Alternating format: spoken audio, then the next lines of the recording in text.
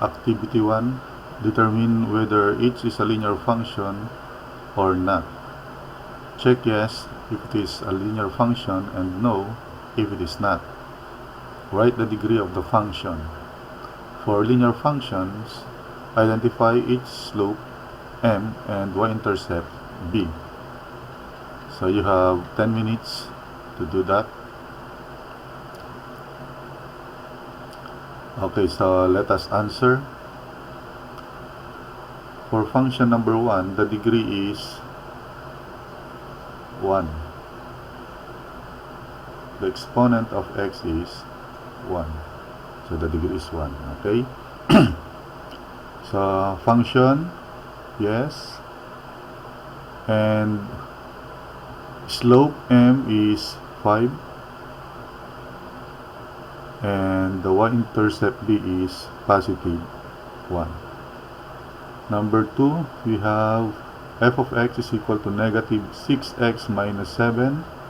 Ang degree ng x is 1. So, the function is a linear function, yes. The slope m is negative 6. So, huwag niyong kalimutan yung negative sign. That is negative 6. And ang b natin is negative 7. So, negative 7. Number 3, f of x is equal to 3x. So, ang exponent natin dito, or degree, is 1. So, linear function siya.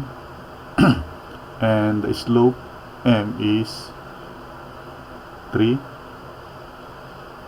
And ang y-intercept is, pag wala kayo nakikita dito, that is 0. So, this is plus 0. So, ang y-intercept natin dito is 0. Okay, number 4, we have x minus 4.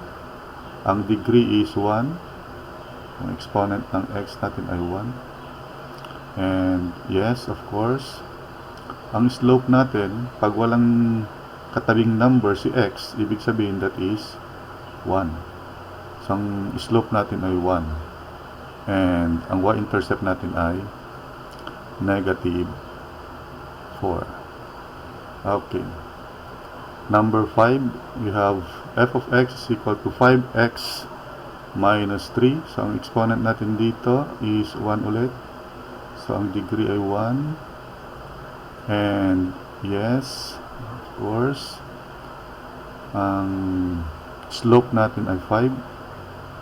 And, y-intercept natin is negative 3. In number 6, we have f of x is equal to 2 times quantity x minus 3. So, ito, isi-simplify muna natin ito. So, yung 2, i-distribute natin dito. So, 2 times x, we have 2x. And 2 times negative 3, we have negative 6. So, ang exponent natin dito ay 1.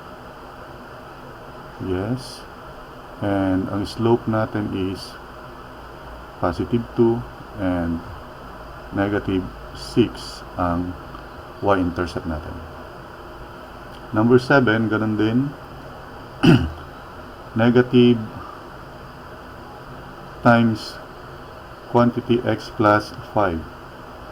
So, negative lang yung nandito, walang nakasulat na or walang kasamang number. Ibig sabihin, ang kasama niyang number ay 1. So, that is negative 1. So, negative 1 times x, that is negative 1x. Negative 1 times positive 5, that is negative 5. So, ang degree natin dito is 1. And, syempre, yes siya. And, ang slope natin is negative 1. So, 1 yung nandito. Pag walang kasama, that is negative 1 ang kasama nito. And negative 5 for the y-intercept. Number 8. So, kung magpapansin natin, ang degree ay 2, hindi 1. So, dito siya. Hindi siya linear function. Number 9, ganun din. Ang exponent niya is 2 or ang degree niya ay 2. So, hindi siya linear function. So, dito siya sa no. And number 10 is ganun din. Ang highest exponent is 2, which is not a linear function. Okay. So, that's it.